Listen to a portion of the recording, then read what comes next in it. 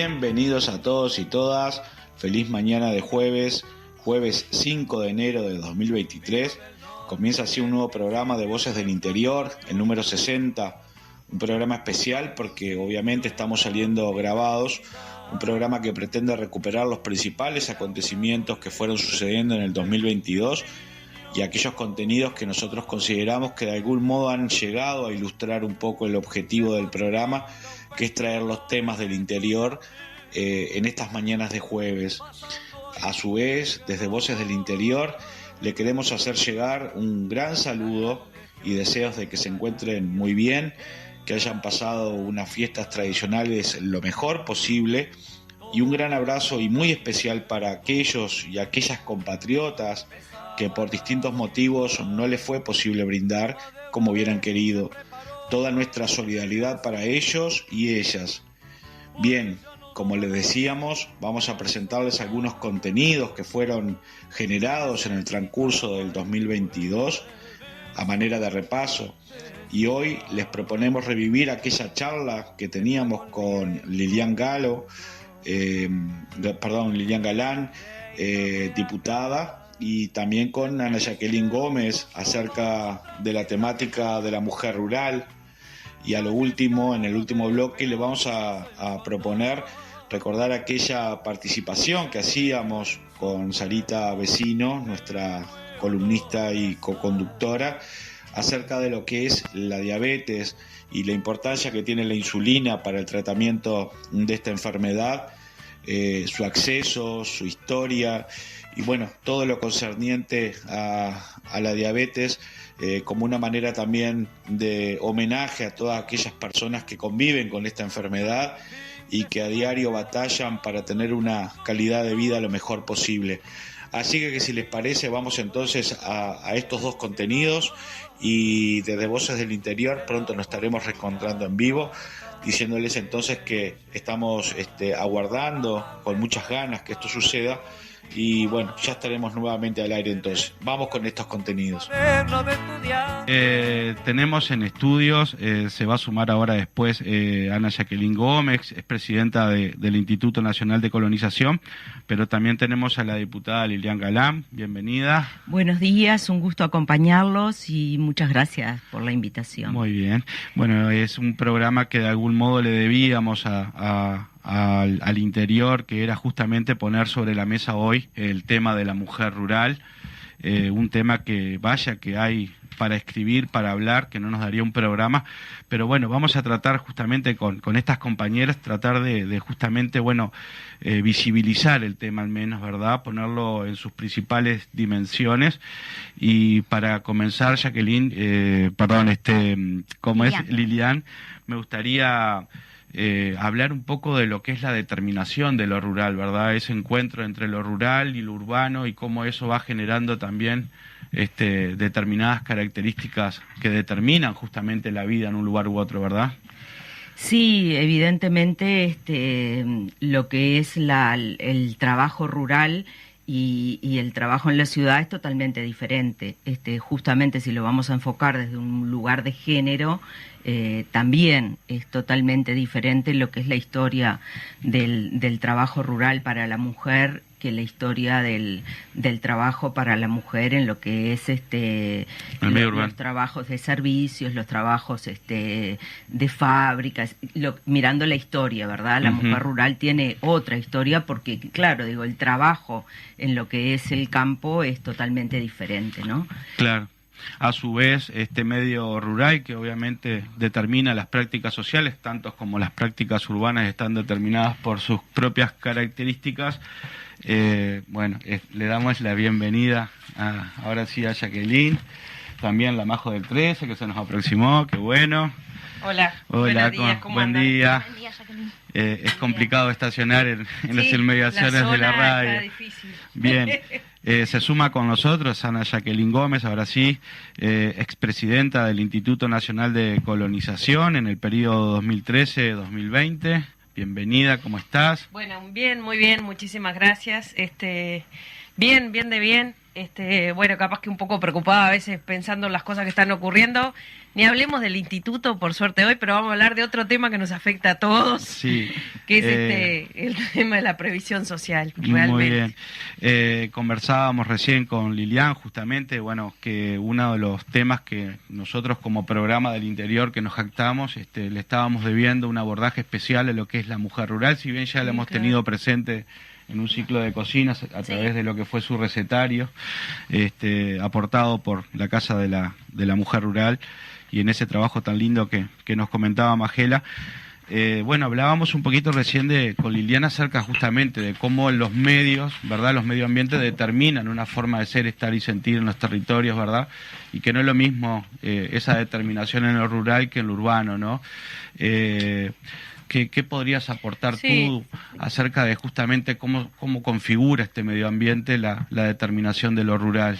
Es que sin ninguna duda uno no puede, o sea, cuando, capaz que para hablar un tema más general, cuando hablamos de políticas públicas, de crear institucionalidad, de pensar en las formas de vivir y de trabajo de la gente y de la mejora en las condiciones de vida, nosotros, más allá que pretendemos como frentistas trabajar en el tema de las condiciones de los ciudadanos en todo nivel del país, tenemos que pensar que existen distintas realidades, que no es lo mismo el medio rural, y no es lo mismo el medio rural de Canelones con el medio rural de Tacuarembó, claro, ¿no? Que trabajar en el área urbana, y que requiere que nosotros, digamos, como actores políticos, como personas que trabajamos en la creación de políticas públicas y que en su momento defendimos condiciones de igualdad para todo el territorio nacional, tenemos que entender esas diferencias. Claro. La realidad es que el medio rural, o sea, nosotros, los que cotidianamente estamos en las áreas urbanas, disponemos de un montón de servicios que están vinculados al transporte, a la educación, a la recreación, no, a la salud. Y bueno, y de la experiencia de muchos años, no solo en el instituto, del trabajo en lo rural, ese era un tema que había que estar todo el tiempo discutiendo, ¿no? Claro. Cómo la caminería estaba disponible para que las familias pudiesen acceder a la educación, cómo manteníamos la escuela pública abierta en el territorio rural, ¿no? Una lucha bastante intensa realmente. Sin duda que en sí. su momento, y que tuvo un proceso de cierre durante muchos años en gobiernos anteriores al frente, y que después hubo que hacer un trabajo como intentando revertir ese proceso o mantener lo que existía, ¿no? Porque la verdad es que bueno, y todos estamos de acuerdo que la educación es un derecho de todos, ¿no? Claro. Y la salud, y también el tema, ahí capaz que está bueno pensar que en su momento el gobierno del Frente Amplio en ese momento y las organizaciones sociales, porque no fue una sola cosa de gobierno, sino que el del trabajo conjunto entre las organizaciones sociales y el gobierno, se armaron, por ejemplo, las mesas de desarrollo rural, que son exclusivamente, o sea, del agro, pensadas para el agro, donde se trataban todos estos temas. Claro. No se trataba solo la producción, se trataba el tema de la salud, cómo funcionaban las RAP, si llegaba la educación, si llegaba la electrificación rural, cómo llegaba la telefonía. Claro. Y ahí nos combinamos muchas veces con las mesas que coordinaba el MIDES, ¿no? Las interinstitucionales, porque había un espacio donde en lo rural, capaz que la mirada en una ciudad, yo que sé, como Tacuarembó mismo, es distinto como vos ves en lo rural, o sea, está mucho más incluido que capaz que en Montevideo, ¿no? Será también un poco, digo, la situación de, bueno, que justamente lo productivo muchas veces está muy unido también totalmente en cuanto al desarrollo de las familias del urbano, en el interior, ¿no? Sin ninguna duda. Pero la idea más o menos para ir llevando la conversación, me parecía interesante como abordarlo en tres grandes segmentos. Uno es justamente lo que tiene que ver con lo medioambiental y algunas determinaciones, después lo productivo y después lo social, básicamente enfocado en todas esas cosas que tú decías, ¿verdad? Como la agenda de derechos, la atención sanitaria, la cultura, la política, lo social, diríamos, ¿no? Pero para avanzar, es cierto que eso que tú hablabas va generando obviamente determinadas realidades, determinaciones, diría yo, ¿verdad? O sea, el niño que tiene que trasladarse a la escuela, bueno, en fin, ese medio ambiente que se crea también va generando una identidad, ¿verdad? Una identidad muy particular que termina siendo como apropiada y defendida, ¿no? En este caso concreto, ¿no? Sí, por supuesto, sin duda que sí, y que va creando, como decía Jacqueline, una realidad totalmente diferente a lo que son las ciudades, a lo que es el trabajo en el medio rural y lo que es un poco lo que veníamos a conversar acá, el trabajo de la mujer, ¿no? Porque la mujer siempre estuvo en el mercado laboral, no es cierto que sale en determinada etapa se masifica más la salida a la mujer y la formación de la mujer, pero la mujer siempre trabajó, ya sea en trabajos de fábrica, en trabajos de servicios como el servicio doméstico, o el trabajo en el hogar, ¿no? Pero yo creo que en el medio rural es mucho más visible eso del trabajo conjunto de la pareja, de la mujer, no solamente en ese trabajo del hogar. O sea, se comparte mucho la tarea, pero está mucho más invisibilizada. Claro, eso es lo que iba a decir, claro.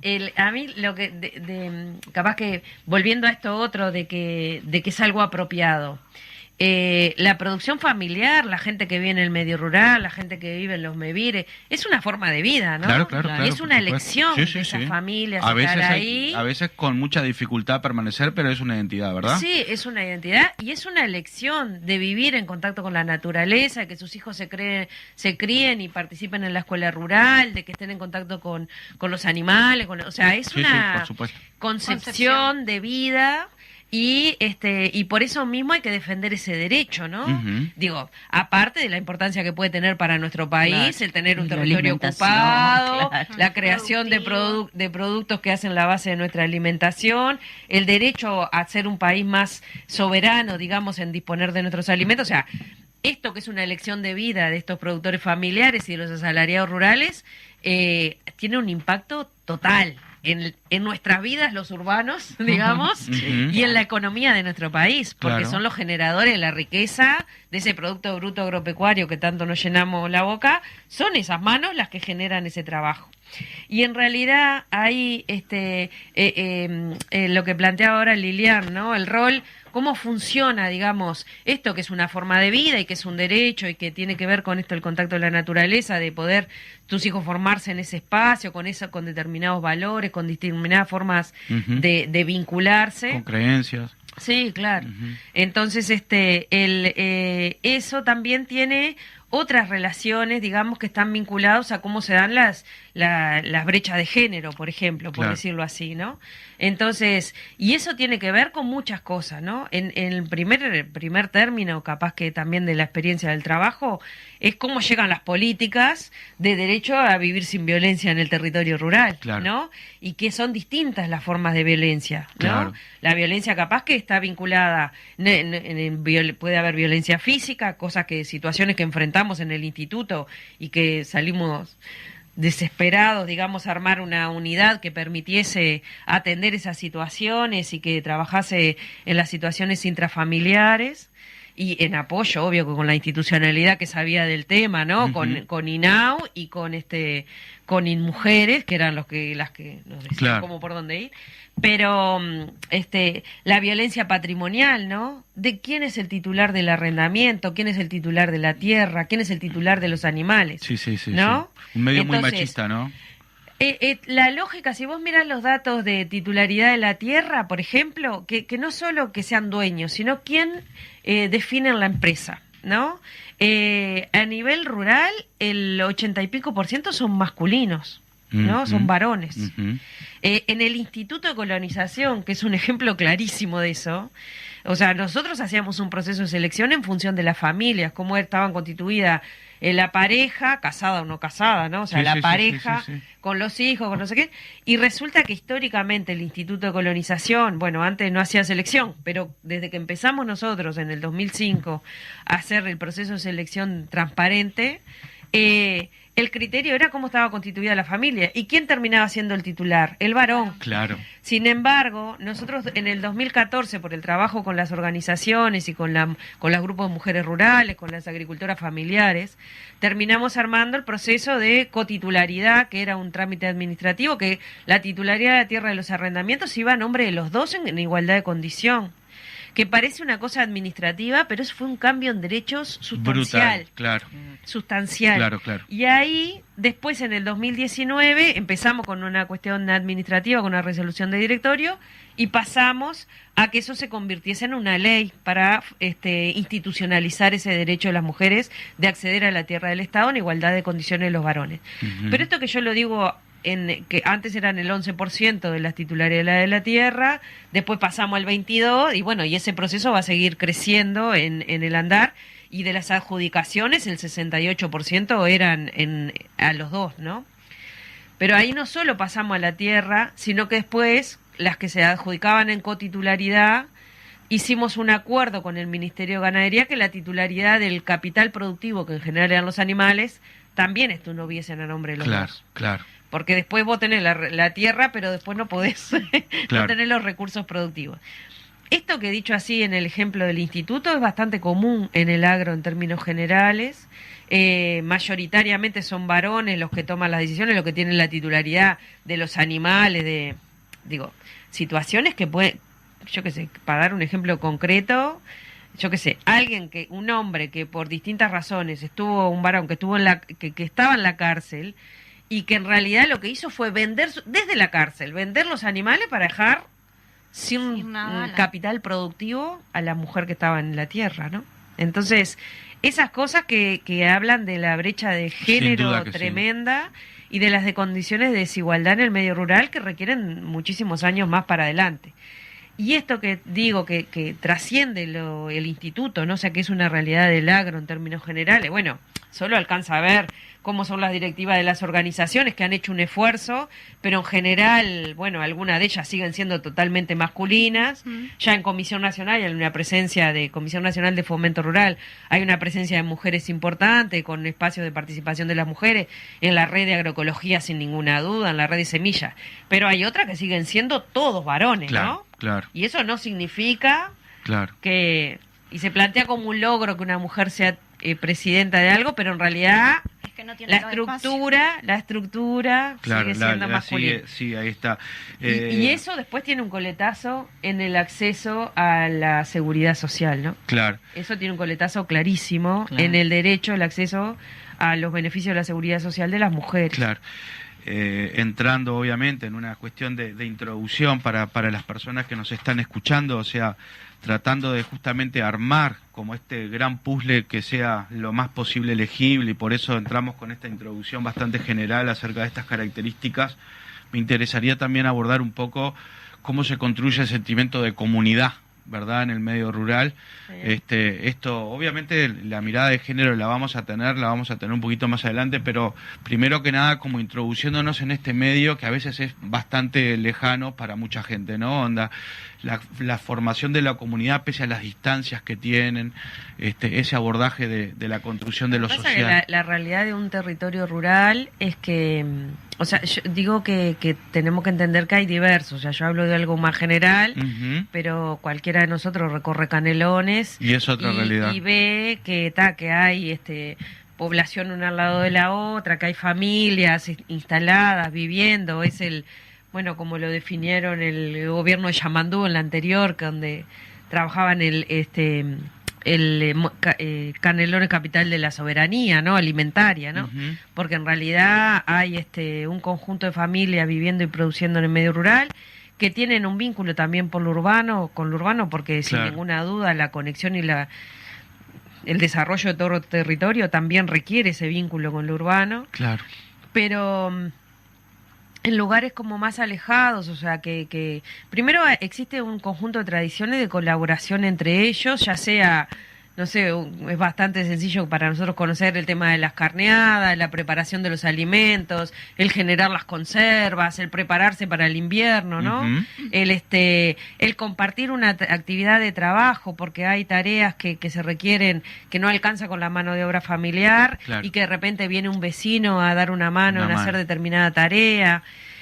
También lo otro que está vinculado cómo, o sea, los sistemas productivos, ya no solo pensando en lo social, sino los sistemas productivos requieren determinadas inversiones que no las pueden tener cada productor, ¿no? Claro. Entonces, yo qué sé, el compartirse maquinaria, el acompañarse en la cosecha de los cultivos, en el organizarse en un territorio, bueno, y eso generó durante muchos años, bueno, hoy Comisión Nacional tiene más de 100 años, por ejemplo, con la Sociedad de Fomento, que han tenido experiencias impresionantes en manejo de colectivos de maquinaria. Bueno, los productores lecheros tienen una dinámica también muy de trabajo junto en algunos temas y de compartir los productores lecheros pequeños, ¿no? Claro. Entonces generó esos espacios donde están las sociedades de fomento, donde se organizan desde aspectos que están vinculados a la producción, a la organización de la comercialización en algunos casos, cuando hay políticas del Estado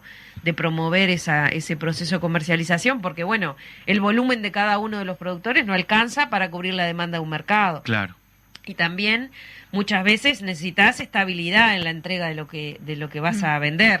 No Saber sé que tenés producción para cubrir la demanda, claro, ¿no? Yo que sé, cuando hicimos con el Mides, por ejemplo, el tema de los mercados locales, ¿no? Esto que se organizaba, era impresionante, o sea, impresionantemente precioso ver el trabajo de gente de las colonias de Paysandú enviando algunos productos, Paysandú y Salto enviando algunos productos a Rivera para completar la canasta que después había que distribuir a los CAIF, los de Rivera esperando los productos, sumando sus productos, enviando los productos para el otro lado y con su trabajo organizar eso que era la comercialización de los productos de su propia producción, ¿no? Claro. La comercialización de cercanía.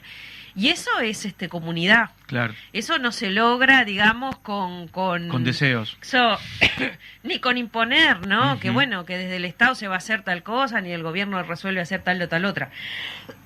Eso se logra solo con comunidad y con organización de la gente, que muchas veces se terminó viendo reflejado en la rehabilitación o perdón, reorganización de la gente en la sociedad de fomento, que bueno, capaz que un buen ejemplo de este proceso del desarrollo de la comunidad y de lo colectivo y de los valores solidarios, se podría decir, y cooperativos, determinó que cuando, yo que sé, capaz que en el 2005, cuando empezamos con el trabajo de fortalecimiento institucional de las organizaciones en los territorios desde el Ministerio de Ganadería, por ejemplo, Comisión Nacional tenía una cantidad, unas 60 más o menos organizaciones de base, algunas un poquito con menor nivel de actividad, y cuando terminamos el periodo de gobierno había más de 100, ¿no?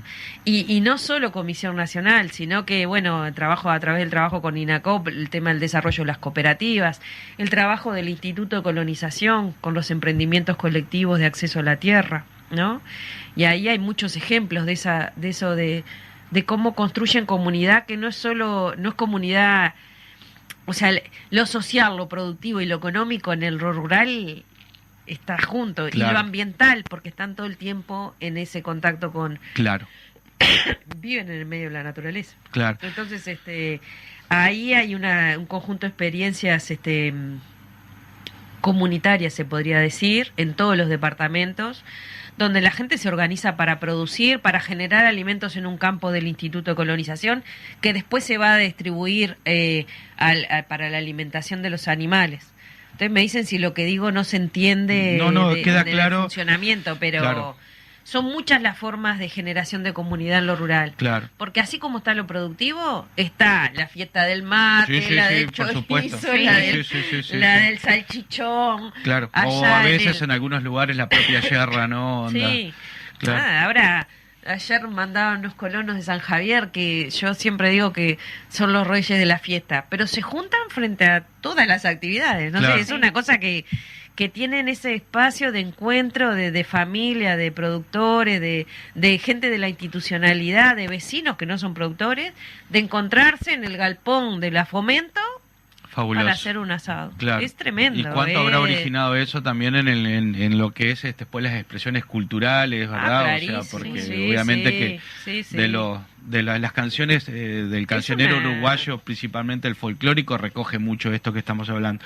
Estamos conversando acerca justamente de la mujer rural. Primero lo hemos hecho tratando de introducirnos a nivel general en lo que es el medio rural y sus determinaciones, como también lo que tiene que ver la identidad y la formación de comunidad, con Lilian Galán, la diputada por Montevideo, ¿no? Sí. Y también Ana Jacqueline Gómez, que es la expresidenta del Instituto Nacional de Colonización. Vamos a seguir hablando de este tema, pero primero, si nos permite, vamos a ir a una pausa.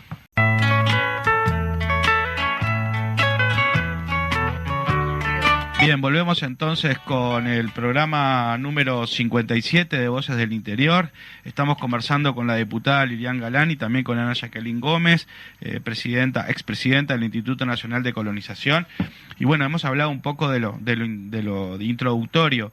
Nos quedaría como abordar como parte de lo introductorio justamente lo que tiene que ver con la mujer, ese sentimiento de mujer que sabe que tiene pares, que comparten realidades comunes y que de algún modo es justamente a través de la unión de estos pares que se han formado determinadas organizaciones o transformado determinadas realidades. ¿Cómo ves ese tema tú? No, por supuesto, sí, y la cantidad de derechos que va adquiriendo la mujer a lo largo del tiempo y favorecida justamente por políticas públicas que reconoce esos derechos, ¿no? Uh-huh. Recién Jacqueline hablaba de la cotitularidad en la tierra y bueno, y eso es evidente no solamente en la mujer rural, sino en la mujer en general, uh-huh, durante todo el siglo XX, en los últimos tiempos y el siglo XXI, ¿no? Y cómo eso va cambiando la sociedad, pero también esa brecha de género que nosotros estamos diciendo que existía, eso no se ha superado. Claro. Hoy la actividad entre la mujer y el hombre tiene una brecha de género de 15 puntos, uh-huh, ¿no? Entonces, sobre eso tiene que actuar las políticas públicas.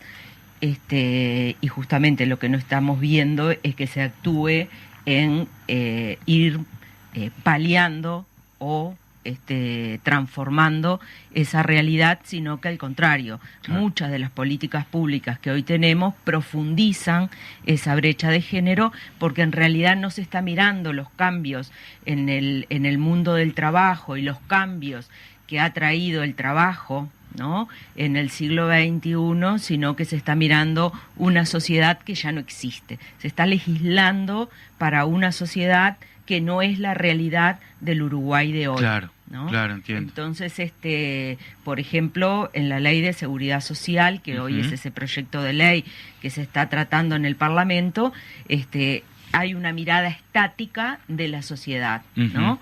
Y se está legislando como si el Uruguay fuera el de la década del 40 o claro, del 50, donde la gente iba a trabajar a la fábrica o trabajaba en el mismo lugar durante toda su vida. Entraba, claro, se jubilaba. Sí, sí. Las biografías laborales, claro, continuas, ¿verdad? Y esa no es la realidad de hoy, ¿no? No es ni la realidad de la ciudad ni la realidad del campo, porque hoy existe un cambio en la manera de producir, ¿no? Uh-huh. De producir ya sea alimentos, de producir en la industria en general, que es la automatización y que es el relego, si se quiere, de determinados oficios, claro, conocimientos y demás, que van pasando a la máquina. Y eso hace que haya un cambio importante, ¿no? Un cambio importante, y además en la composición de la familia nuclear, esa que, ¿no? El padre, madre, hijo, el padre proveedor y la mujer que se dedica a las tareas del hogar, no es la realidad de hoy, ¿no? Una familia que permanecía incambiada. Hoy lo decimos como como por suerte, ¿no? La mujer tiene derecho a separarse, tiene derecho a tener propiedad, decía Jacqueline. Entonces la realidad de hoy no es esa, la realidad de la familia nuclear y el padre proveedor no es eso. Sabemos que en muchos casos en realidad es la mujer, la jefa de familia, la que se hace cargo de los hijos, claro, y la que tiene a su cargo todos los cuidados, ¿no? Uh-huh. Y eso no es mirado, eso no es mirado en lo que son las políticas públicas, ni en este proyecto, ni en otras políticas públicas llevadas adelante por este gobierno, claro, ¿no? Que también me parece que nosotros tenemos que tener claridad, nosotros todos, ¿no? Y todas, de que el avanzar, digamos, en reducir la brecha de género requiere un Estado activo, ¿no? Requiere un Estado presente. Sin duda que sí. Con políticas públicas definidas en las leyes, que muchas de esas las hicimos en los gobiernos del Frente Amplio, pero después esas leyes tienen que aplicarse, Claro. y tienen que aplicarse en todo el territorio nacional, desde los juzgados de violencia de género hasta el derecho de las mujeres de acceder a la educación, a la titularidad de la propiedad de los bienes, a vivir sin violencia. O sea, tenés un marco normativo que tuvo muchos avances gracias al trabajo de la definición política de un gobierno, pero también del Claro. rol Las de las organizaciones. organizaciones, que fue intenso, ¿no? Claro. Sí. En el Consejo Nacional de Género, las organizaciones iban y Claro, hacían eso es muy planteos importante. continuamente de mejora de esos derechos.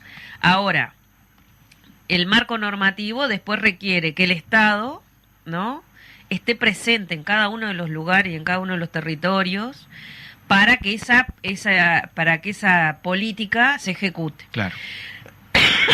Y eso, digamos, en el escenario actual, donde el Estado en realidad parecería ser que es algo que no está bueno y que en realidad ha venido una fragilización total en el tema de la institucionalidad pública, ¿no? En todos los sentidos. Hablo de MIDE, del Ministerio de Ganadería, del Ministerio de Educación, el sacar determinadas áreas.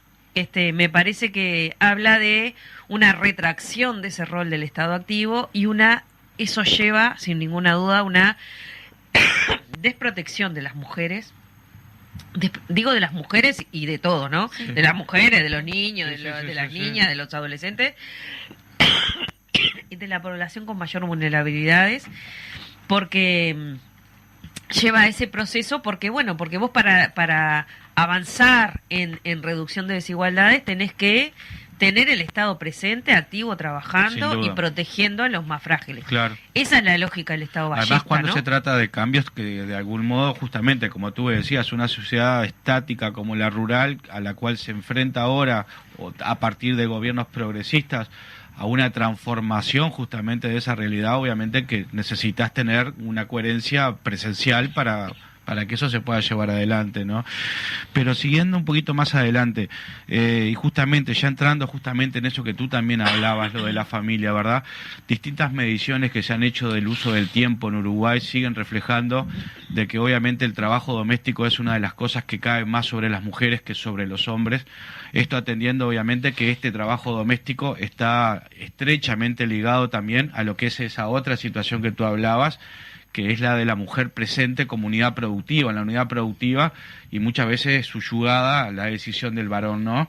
Bueno, esa mujer, en definitiva, ese rol de la mujer en la unidad productiva, teniendo en cuenta esto otro, que es también el trabajo doméstico, ¿qué podemos decir al respecto? Bueno, Esa doble condición, sí, ¿verdad? Sí, claro, y un trabajo totalmente invisibilizado en ambas condiciones, ¿no? Porque mirar la familia como el hombre proveedor y la mujer trabajando en el hogar no era la realidad tampoco en ningún momento. La mujer siempre salió al mercado laboral y hoy día tiene mucho más preparación. Lo vemos por el egreso del segundo ciclo como el egreso universitario, y sin embargo a la hora de acceder a los trabajos a igual formación acceden más los hombres, ¿no? Y lo mismo con el salario. Y lo mismo con lo que es la realidad de lo que ha sido la pandemia, que informalizó más el mercado laboral.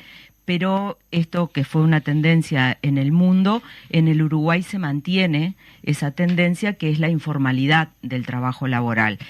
Y cuando hablamos de informalidad del trabajo, del mundo del trabajo, la mujer es donde más pega. porque los rubros, los aspectos que más fueron perjudicados son lo que es los servicios, el trabajo doméstico, el tema de la salud y de la educación. Ujú. Y indudablemente todo esto hace también al medio rural. Claro. Entonces, son trabajos informales que se habían venido formalizando, ¿no? El acceso, por ejemplo, del tema del servicio doméstico, la formalización como trabajadora, ya no era más la chica que ayudaba o la amiga que ayudaba en el hogar, sino una trabajadora y que debía aportar porque había que asegurar su vejez y su protección social. Bueno, eso ahora ha ido retrocediendo. Claro. Y nuevamente vemos ese trabajo femenino invisibilizado, todavía más desprotegido por la informalidad. Claro, y además históricamente, ¿verdad? El tema de la mujer siempre también estuvo como que justamente eso que tú hablas de la presencia de la mujer tributando para su jubilación, una de las cosas que de algún modo en el campo como que muchas veces la mujer no estaba en caja. Obviamente. Y después tuvo los problemas correspondientes obviamente para poder jubilarse, ¿no? Sí, no, eso indudable, Jacqueline lo puede decir mucho mejor que yo. Eso yo creo que también en el medio rural se debe profundizar, pero pensemos en las mujeres más vulnerables de la sociedad uruguaya que han ido a trabajar en las casas, ¿verdad?, en servicio doméstico y que no estaban formalizadas. Claro. Yo el otro día repartiendo volantes me encontré en una feria de un barrio periférico con una señora que me decía, sí, pero yo trabajé toda la vida y tengo una jubilación de 12.000 pesos. Ujú.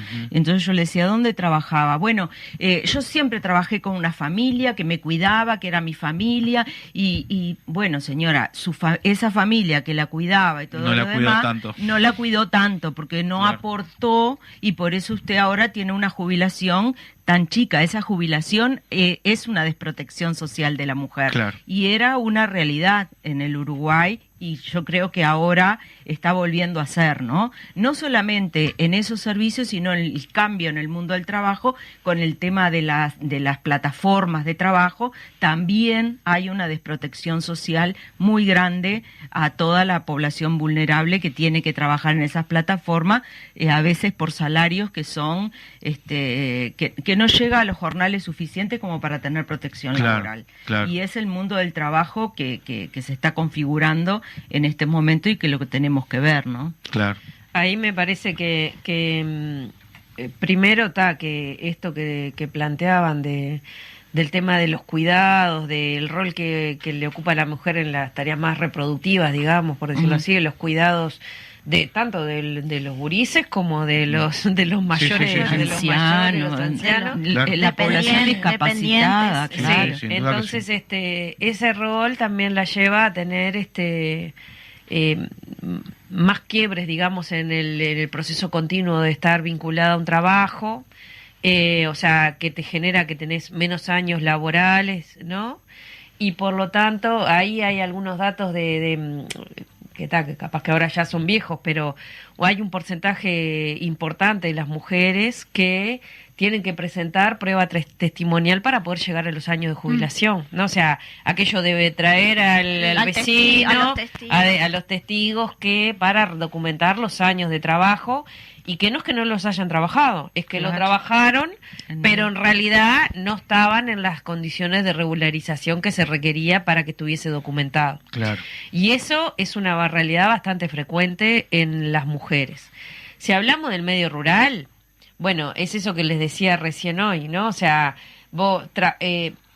históricamente las mujeres trabajaron en los predios de las unidades familiares, siempre. Y no haciendo la comida y llevando los gurises a la escuela, Sí, sí, sino atendiendo a los terneros, Sí, sí, sí. regando, Dándole como las haciendo no sé gallinas, qué, los ganchos, haciendo el claro. ordeñe, Sí, sí, sí, todas sí. las actividades del agro A la par. la hacen las mujeres. Sin duda. Tiene las otras tareas, porque en general es así, más reproductiva, digamos, del cuidado de los gurises, de la atención de esa cosa que hoy yo les decía, de la discusión de la presencia de la escuela rural, la discusión de la electrificación. Las que han batallado todos esos temas en las mesas de desarrollo rural son las mujeres. porque tienen una mirada de la calidad de vida y de la interna de la casa Claro. que es distinta a la de los varones. Claro. Y ellas son las que y muchas veces son ellas las que generan los espacios de intercambio, de encuentro con los otros, porque Y eso también sin duda. eso Eso tienen sin un duda. rol fundamental en la construcción Sin duda social. que, claro, la construcción social Tremendo. es de las mujeres, y el ganar espacios y derechos Sí. es de las mujeres, pero lo que vemos después es que cuando se institucionaliza, quienes ocupan esos lugares institucionales son los Los varones. hombres. No hay Claro. duda. Eso Es así, es tal así, se ve así, Y- pero es cierto que cae el trabajo más fuerte sobre las mujeres y sobre el cuerpo de las mujeres, y por eso es justamente la lucha por los derechos de la familia, ¿no? Digo, porque las mujeres son las que luchan porque esté la escuela de sus hijos, ¿no? Porque puedan acceder a la educación, porque ha recaído durante toda la vida el trabajo reproductivo y el trabajo de los hijos y del cuidado Ujú. sobre las mujeres. Claro. Y más hoy donde vemos que esas familias ya no son la familia tradicional, sino que volvemos a repetir que son las mujeres las Claro. que tienen sobre sus hombros el proveer a esa familia, además de los cuidados. Claro. ¿no? Y eso ahí cuando uno mira que las mujeres en general, históricamente, no solo en la actualidad, bueno, tienen menos años de trabajo, tienen mucho más, si ustedes miran los datos del Censo General Agropecuario, el porcentaje de mujeres con trabajo no remunerado es altísimo, ¿no? Y sin embargo, esto que les digo, que trabajan tanto como Obviamente. nosotros, Sí, sí, sí. es una realidad. Entonces eso determina que en general las mujeres y las mujeres rurales en particular tengan dificultades en llegar a los años para la jubilación, Claro. ¿no? Y bueno, ni hablemos de esto que les decía yo recién, de la titularidad de la tierra. Vos ni siquiera, si no sos titular de la tierra, en el arrendamiento o lo que sea, no tenés empresa. Si no tenés empresa, no tenés aporte a la jubilación social. Si no tenés aporte a la jubilación, a la seguridad social, no tenés posibilidad de jubilarte, ¿no? Claro. Y trabajaste toda tu vida ahí adentro. Claro. Ahora, eso en un escenario como el de la reforma de la seguridad social que se da hoy, que aumenta la cantidad de años, ¿no? Bueno, mucho más lejos vamos a quedar las mujeres y las mujeres rurales de llegar a esos años para poder acceder a una jubilación. Lo otro que ha pasado, y que también son datos viejos, es que, bueno, hacen esto, la prueba testimonial, llevar los testigos, ¿no? Y muchas veces acceden a una jubilación muy básica, ¿no? A la mínima. Y todos debemos tener en nuestras familias ejemplo de eso. Sí. Laburaron toda la vida, ¿no? Yo que sé, en mi familia, toda la vida Sí, claro. trabajaron todas las mujeres que están vinculadas a mí. Y sin embargo tienen la jubilación mínima de aporte, ¿no? O Ujú. sea, es lo que reciben. Claro. Y bueno, eso genera una dificultad bastante Sin duda que sí. importante, y en la medida que los años se aumentan, mucho más lejos va a quedar, porque esto de la documentación testimonial, de llevar a los testigos, es una cosa que se puede documentar, pero hasta determinado nivel, ¿no? Claro. Es una- Sí, y eso es tan así, perdón, ¿no? No. Que en el 2008, cuando se hace la reforma de flexibilización laboral por Ujú. parte de la seguridad social por parte del Frente Amplio, acceden a la jubilación 65.000 mujeres. Sí, la tiró, ¿eh? Claro, Sí, es será muchísimo. invisibilizada la realidad que Claro. aparecen estos números enormes, ¿no? Enormes. Estamos hablando del 2008, ¿no? Aquellas mujeres que no podían acceder, que tenían que llevar testigos. Bueno, eso cambia con el gobierno del Frente Amplio, y gracias a eso 65.000 mujeres Que la tiraron, impresionante. acceden, claro, Ujú. a la seguridad social. Claro. ¿Mm? Una de las cosas que justamente estábamos hablando es justamente, bueno, hoy la mujer rural también se empodera, ¿verdad? No solamente lo hace a partir de los derechos, sino también a través de la concepción de que ellas también pueden ser propiamente una unidad productiva, y por eso se asocian y generan cooperativas, generan emprendimientos. Es muy común ver asociaciones de mujeres presentando su producción, como decías tú, por ejemplo, lo que es la conserva o otros tipos de productos. Eso obviamente tiene que haber una política pública que también lo estimule, ¿no? O sea, el Sí. poder acceder a formarse esas cooperativas que obviamente en un medio rural no es tan dinámico como lo es en un medio urbano, ¿no? O sea, las cercanías son diferentes, ¿no? ¿Qué se puede decir al respecto? Pero hay en lo primero... Es el micrófono el que me da tos. No, que hay un conjunto de ejemplos en esa situación, incluso en lo rural, ¿no? Hay grupos de mujeres que, yo qué sé, yo cito los ejemplos del instituto porque los conozco mucho y porque la verdad que reconozco el trabajo y el esfuerzo de las mujeres que están en la tierra, que es impresionante, ¿no? Hay un grupo de mujeres que empezó allá hace muchísimos años, 2006 por ahí, en Paysandú, haciendo las capas para las ovejas, para la protección durante el invierno. Y ese mismo grupo, después de muchos años, donde había cocineras de escuela, donde había gente del territorio rural de diversas roles, una parte de ese grupo y algunas de esas familias después accedieron a la tierra del Instituto de Colonización y tienen emprendimientos colectivos de acceso a la tierra. Y las promotoras de eso, de la llegada de la tierra de colonización, de presentarse al instituto, de pelearla. Y hoy en la colonia, Aníbal Zampayo, está ahí la gente que es de la más diversa, hay una diversidad importante, ¿no? de población, hay rusos y hay familias uruguayas, pero ahí vos llegás y las que te reciben y te llevan adelante y te plantean todas las cosas y te discuten y son las peleadoras, mujeres. Las mujeres, ¿no? O sea, eso es así. Después hay ejemplos de gente que hizo trabajos, presentó proyectos de turismo rural, ganaron los premios de turismo rural del Ministerio del Ministerio de Turismo. En la colonia Julia Arévalo. El emprendimiento se llama La Julia. Es una cosa que ellas y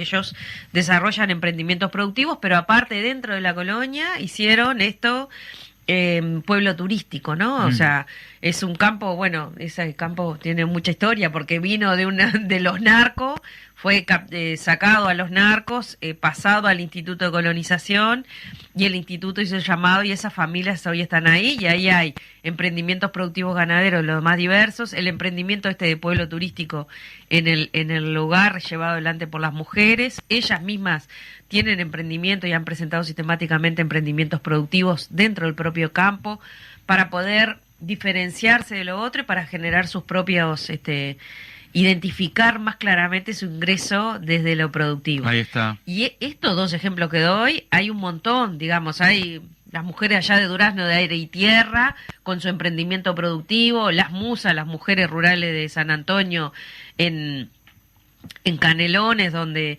empezaron una tierra a medir prestada, después la pelearon, accedieron a la tierra del instituto y ahí están, hace años haciendo producción y vendiendo su producción, así como hay otro montón de grupos de mujeres y de jóvenes en distintos lugares. Y esto capaz que, hablo de colonización, pero los ejemplos de colonización son los mismos que se han dado en otros emprendimientos de la producción familiar y en las organizaciones de la producción familiar, que no necesariamente son colonas, ¿no? Claro. Y ahí también, creo que ahí el MIDES, el Ministerio de Ganadería a través de la Dirección de Desarrollo Rural tuvo un rol importante, ¿no?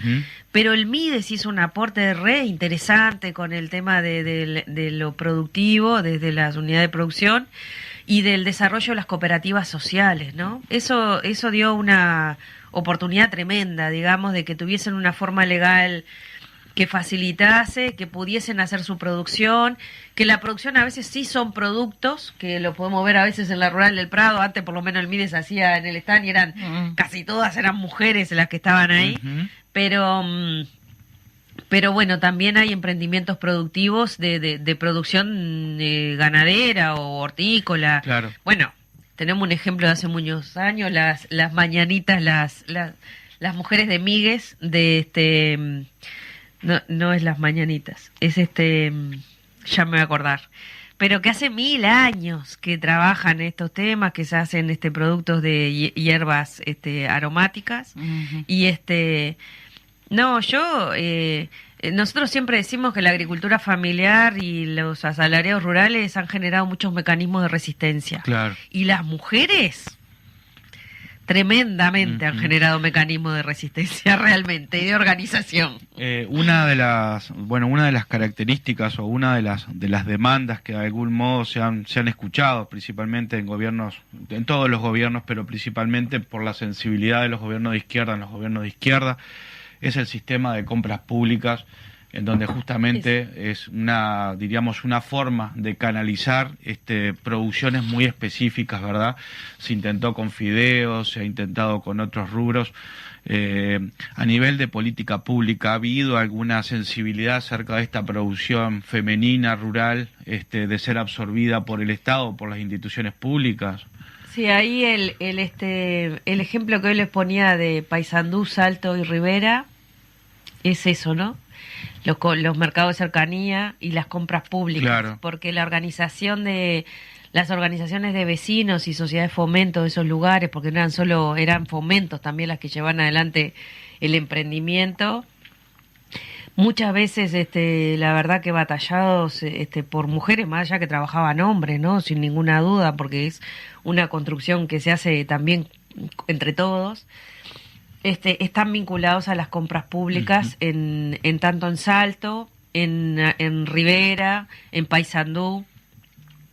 Hubieron otros lugares. Me acuerdo también, por ejemplo, en el tema de las inundaciones en Salto, ahí el Mides hizo un trabajo, el Mides y la gente de la zona, ¿no? Y las organizaciones, hizo un trabajo tremendo entre los que eran productores de alimentos y la llegada de esos alimentos a la gente en la situación de damnificados por las inundaciones. Esas cosas que yo capaz que creo, no estoy segura, ¿no? Pero capaz que es el germen de la otra organización de las compras locales, aquello de las inundaciones, ¿no? Que después ese proceso de organización se fue consolidando y se fueron desarrollando.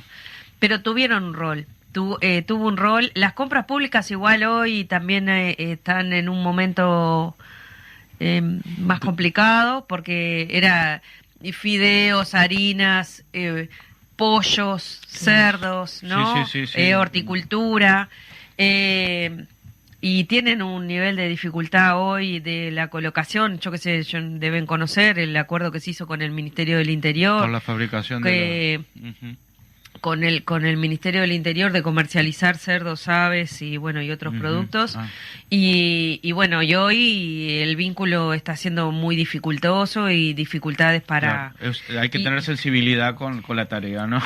No, claro, por eso hay que tener un Estado presente y voluntad política y entender que es necesario. Sin duda. Porque una forma sencilla desde el Estado es desestimular estas formas de organización, es posponerle 90 días el pago. Claro. ¿Entiendes? Solo con eso, que vos te escudás en una cosa administrativa, ¿no? Eso inhabilita que los productores familiares puedan aguantar ese espacio de falta de plata para poder vivir. ¿No? Seguro. ¿Entienden? Eso es parte de las cosas que han ocurrido, y aparte de otras que en realidad no han estado muy buenas, pero ahí insistimos con que el Estado tiene que estar activo y pensando que eso es necesario, entender que son necesarias las políticas diferenciales para los productores familiares, para los asalariados rurales, para las mujeres, y aparte de ejecutar. Ahora, si vos tenés todo un discurso de que tenés un plan nacional de género y que sacaste un documento así, y después lo que se hace, se entregan 5 computadoras a 5 mujeres que no fueron ni por llamado, ¿no? Que es lo que ha pasado en ganadería, vos decís, pero realmente hay una política de género. Claro, hay una aspiración. O sea, hay una publicidad, hay una propaganda, hay un documento de no sé cuántas páginas, pero eso se tiene que expresar en acciones concretas. Lógico. Y no existe política sin recursos. Claro. Y si la plata no está ahí, no hay política pública. Está en la tapa libre. Ahora capaz que me parece una cosa que está buena, una cosa que de lo positivo que le encuentro a la gestión de este gobierno en el instituto, porque en realidad ha sido fatal la relación, esta administración con el Instituto de Colonización ha sido fatal. Le sacó todos los recursos para la compra de tierra, les prohibió comprar campo, bueno, en algunos momentos hubo unos llamados de adjudicación. Introdujo importantes cambios en la LUC. Sí, mal, ¿no? Las obligaciones de residencia de explotación directa, que bueno, que algunos varios se favorecieron. Sí. Sacar de la afectación del instituto un montón de hectáreas que es patrimonio de la sociedad uruguaya, más allá que tenga titulares propietarios, y bueno, y no comprar tierra, no haces una política de tierra si no tenés tierra. Claro. Y bueno, pero hizo una cosa que capaz que es declarativa, pero yo la valoro igual, que fue llamados a grupos de mujeres para el acceso a la tierra colectivo. Así como nosotros hicimos la titularidad en las adjudicaciones, la cotitularidad y la titularidad de los animales también en ese proceso, y tomamos muchísimas medidas en relación a violencia de género, a definiciones a la interna, cómo proceder cuando hay violencia de género, protocolos adentro del instituto a la interna y hacia afuera con los colonos para tomar decisiones consistentes frente a situaciones de violencia. Ellos hicieron un llamado para grupos de mujeres rurales para la tierra. Yo lo único que espero que ese llamado se acompañe de tierra, ¿no? Que el llamado realmente se concrete en que grupos de mujeres accedan a la tierra.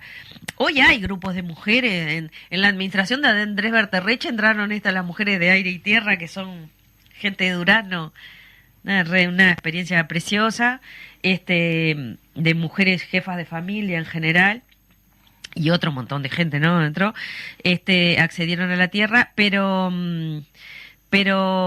lo que llamado es eso que digo, no alcanza con el decir, sino que hay que concretar, claro, ¿no? Y ojalá se pueda concretar, porque la verdad es que las mujeres requieren autonomía económica por muchas razones. Una, por una cuestión que es un derecho, de ¿no? igualdad.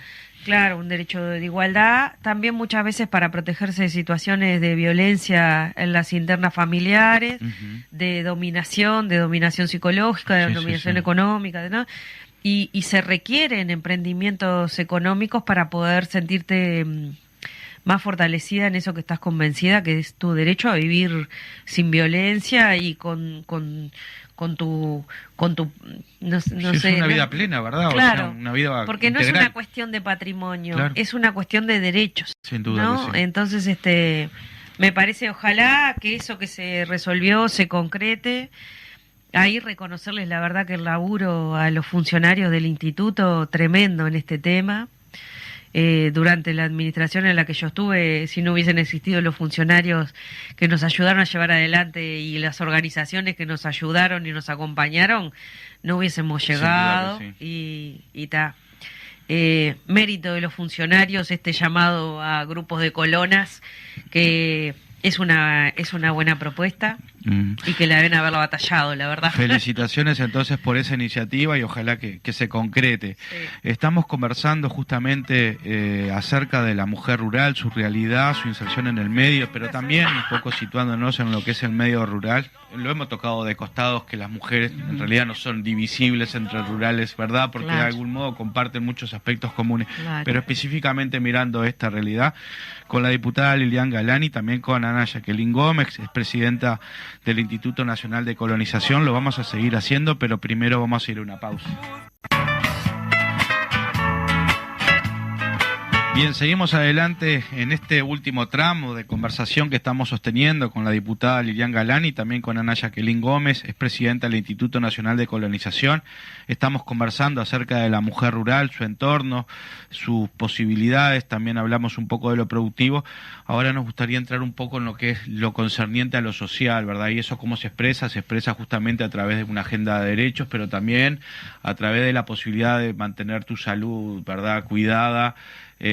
También teniendo espacios para la cultura, el arte, la expresión, ¿verdad? O sea, no es una mujer que solamente atiende su casa, sino que también tiene sueños, también desarrolla habilidades subjetivas, ¿verdad?, que bueno, un poco de eso queremos conversar, pero lo primero es el sentimiento de la pelea por la permanencia en el medio, ¿no? O sea, eso que muchas veces hablamos de cómo el latifundio va también acaparando, ¿verdad?, esa influencia y va dejando unidades productivas.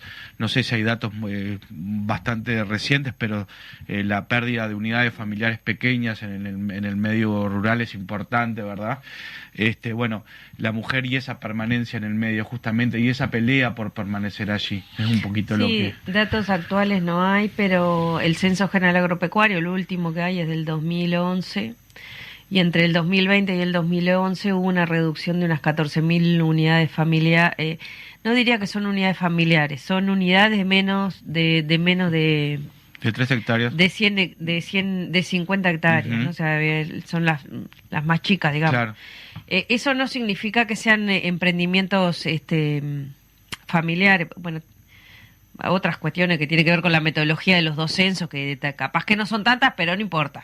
La realidad es que hubo una reducción relevante, que hubo sí un proceso de pérdida de unidades familiares, más allá que no todas eran unidades familiares de producción, y que por eso nosotros insistimos que tiene que haber políticas diferenciales, ¿no? El agro no es uno solo.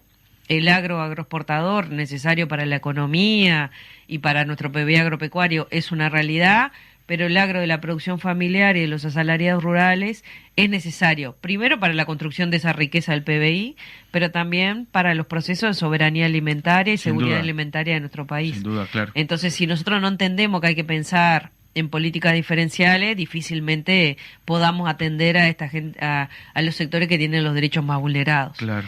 En relación a y esto también es social, ¿no? Porque la construcción de sociedad, de vínculos, de redes, de ciudadanía en un territorio está vinculado a que exista población.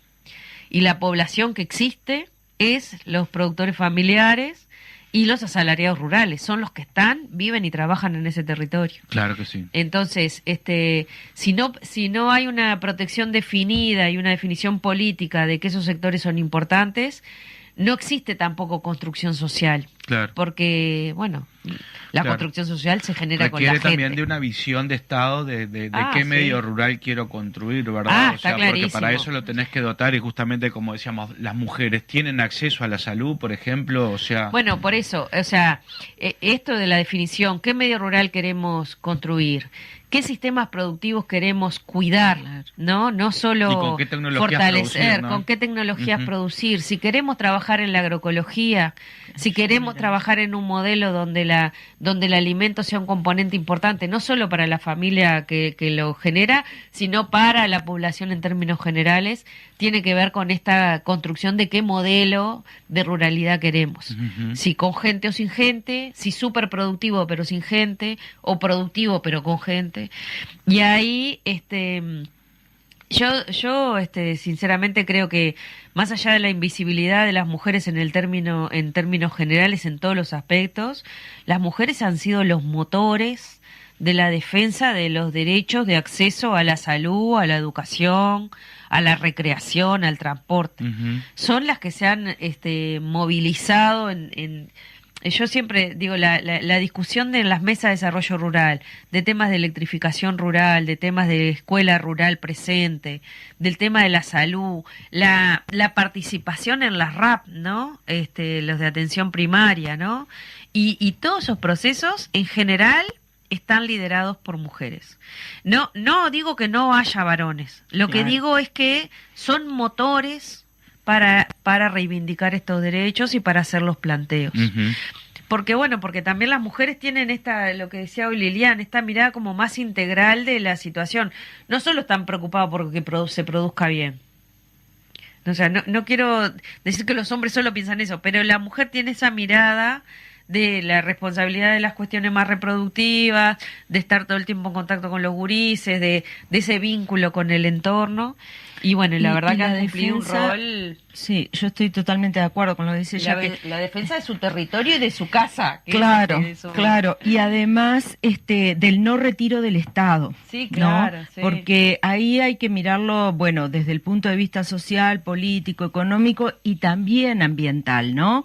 Porque Sí. la definición del modelo económico hace a esa definición ambiental lo que es el pequeño productor que va a cuidar el ambiente, la producción, porque es parte de su vida y parte De su filosofía de vida, su además, ¿verdad? filosofía de vida Ujú. a lo que es el agronegocio, que tiene una ecuación costo-beneficio que es lo que lo guía, Claro. ¿no?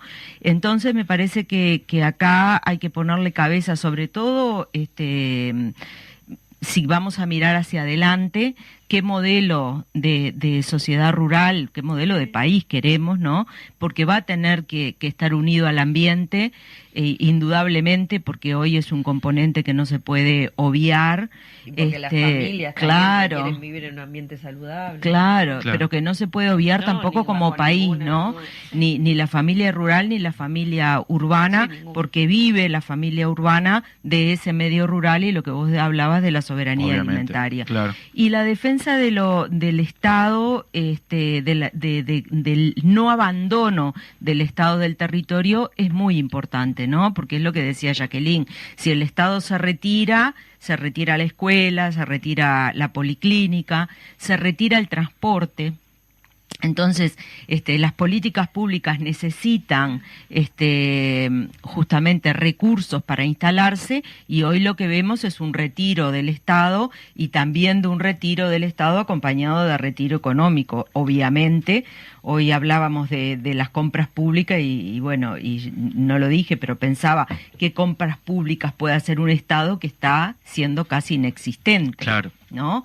Entonces, bueno, otro ejemplo es, hoy se retiró la Dirección de Educación Rural. claro, Se cerró.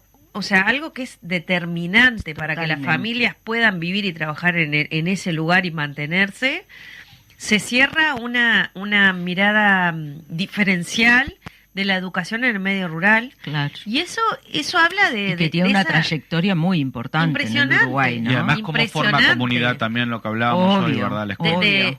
La escuela es el lugar a donde todos los que queremos hacer extensión llegamos. Claro. Porque Claro. están los padres de familia, sí, los- claro. están los padres, están los gurises, o sea, es la Sí. forma en la que vos construís redes desde ahí. Obviamente. Nada, capaz que uno piensa en Agustín Ferreiro, en los Claro. centros de formación de maestros rurales, en esta mirada donde bueno, donde la producción, la vida, la naturaleza y el espacio, los chiquilines se forman en una cosa distinta. Bueno, hoy se cerró la Dirección de Educación Rural, una demencia, Ujú. realmente, o sea, es algo para alguien, para gente que se dice que vino a cuidar el campo, como la contradicción total. Y es una desprotección de los que realmente no pueden, no tienen condiciones y no quieren, ¿no? Son dos cosas distintas. Salir del territorio donde se crecieron y Claro. donde está su vida y su familia y su casa. Claro. Después, por otro lado... Y el derecho a formarse, el derecho a ¿no? formarse. A asistir a la escuela, así Sí. que existe cualquier niño del... Tremendo es. de Es una cualquier cosa... lugar. una- Eso ya Después- se había intentado también en la década de los 90, no nos olvidemos la reforma de Rama, cuando decía, bueno, si la escuela no tiene determinada cantidad de alumnos, Claro. esa escuela desaparece, ponga un ómnibus que lleve los chiquilines hacia Sí, sí, otro sí, lado. sí. Bueno, eso ya había empezado, Ocurrido. porque lo que guía justamente eso es un móvil económico, pero sin una mirada del territorio Claro. y una mirada... El arraigo que eso ahí genera, está. además. Claro. De lo que derecho, significa. ¿no? Sí. Y de derechos humanos. Porque ahí, obviamente. si hay algo que falta, es una mirada y entender cuáles son los Claro. derechos Sin humanos. duda. Otra cosa que me parece que las mujeres siempre en el instituto pasaba mucho, esta mirada de que claro, tienen sus familias, los hijos, claro, la tierra en general no les alcanza para que los gurises se queden y puedan también desarrollar su vida en el entorno, ¿no? Entonces, la pelea por la tierra también ha sido pensando en que sus hijos, los de ellas, ¿no? Los de todas, puedan quedarse en el lugar donde crecieron y donde está el resto de su familia. Entonces ahí la reivindicación de muchas madres era que tuviesen la oportunidad de acceder a la tierra en el entorno, porque bueno, ellos, Claro, o sea, claro. con No un te hijo vas a de ir a- 24 años, yo qué sé, ya está con capacidad para hacer independencia, tener independencia económica y no tener Ujú. seguir viviendo en el predio, y el predio no da para todas las familias.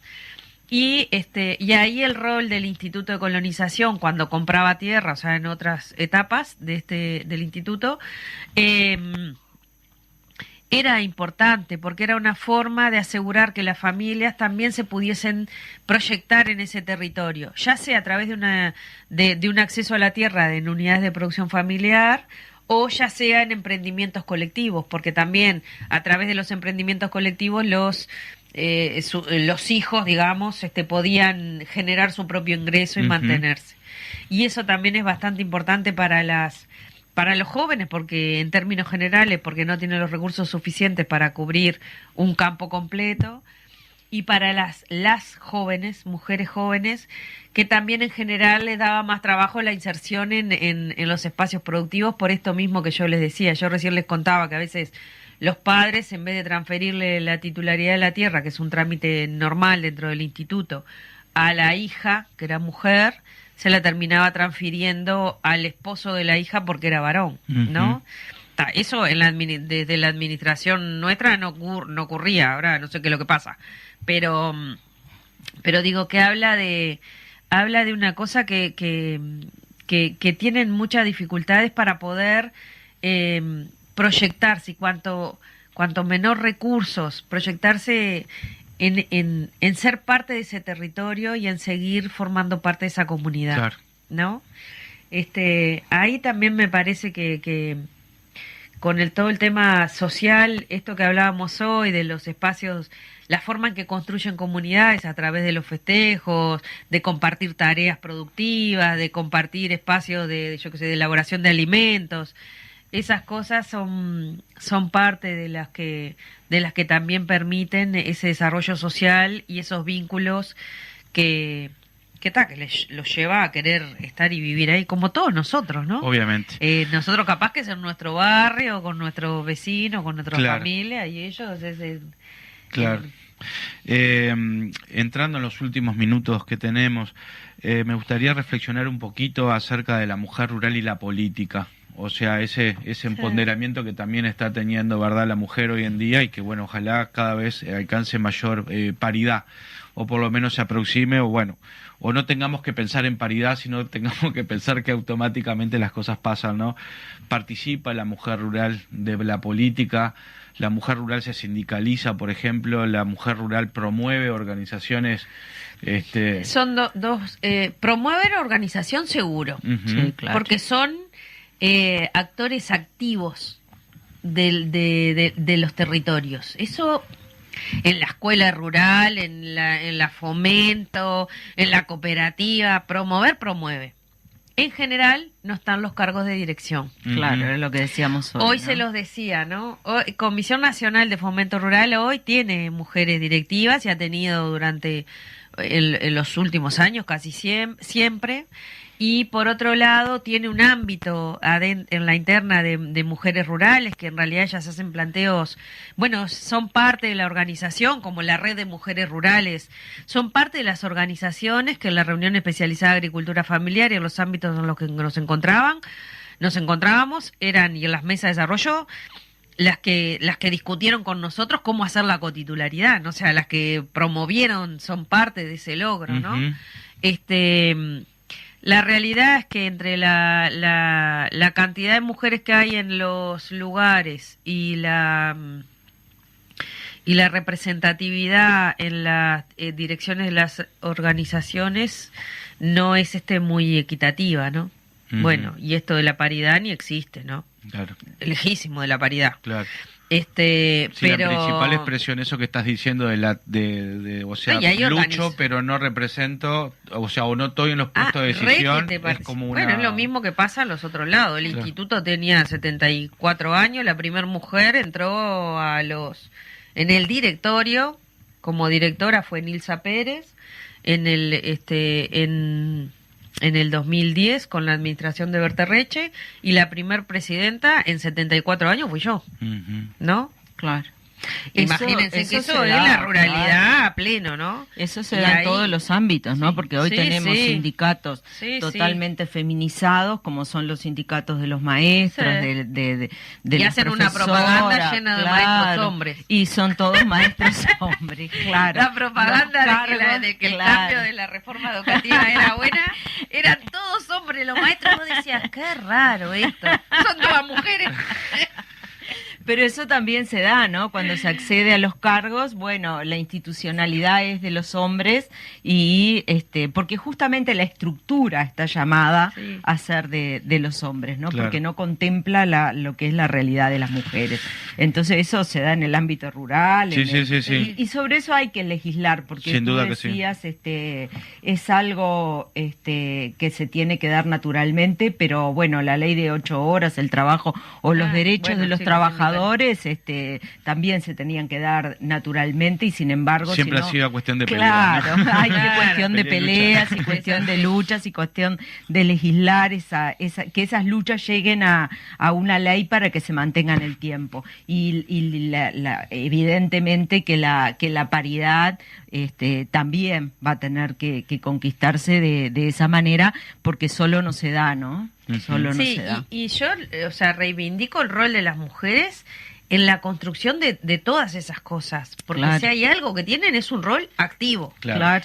Después no acceden a los cargos. Hay organizaciones también del agro que tradicionalmente han sido siempre varones, ¿no? Bueno, ahora hace poco tuvo una presidenta mujer, pero bueno, porque es la realidad del Uruguay, por eso digo que es una realidad que hay que seguir luchando. Creo que hay organizaciones que se lo plantean con una mirada más de género, ¿no? Sí, y se lo plantean como algo que tienen que seguir trabajando y que han logrado avances, y hay otros que es más una cosa de cumplir, a ver, pongamos acá y seguimos.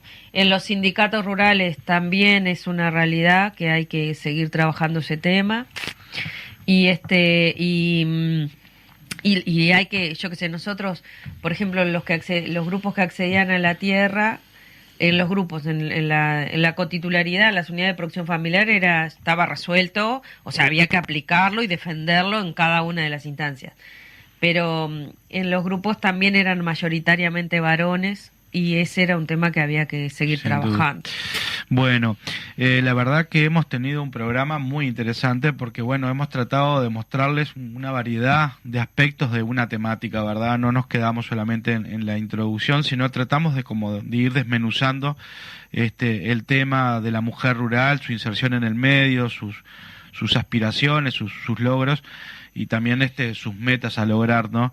Ha sido un gusto recibir a la diputada Lilian Galán y también a Jacqueline, expresidenta del Instituto Nacional de Colonización. Realmente el tema de la colonización daría para un programa aparte, ¿verdad? Porque es una de las cosas que hoy por hoy realmente hay que hablar también de políticas públicas, y si las hay y les compete es a este instituto. Pero capaz que un comentario final vinculado a las mujeres rurales, no por dejar afuera de las urbanas, pero en lo rural, primero el reconocimiento que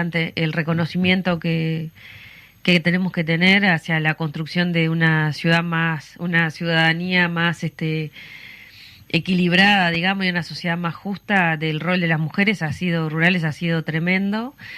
Y capaz que está bueno que tengan claridad que van a ser las más afectadas en la medida de que se retira el Estado, de que se vote esta reforma de la seguridad social, porque seguro no se van a poder jubilar, porque no van a contar con los años.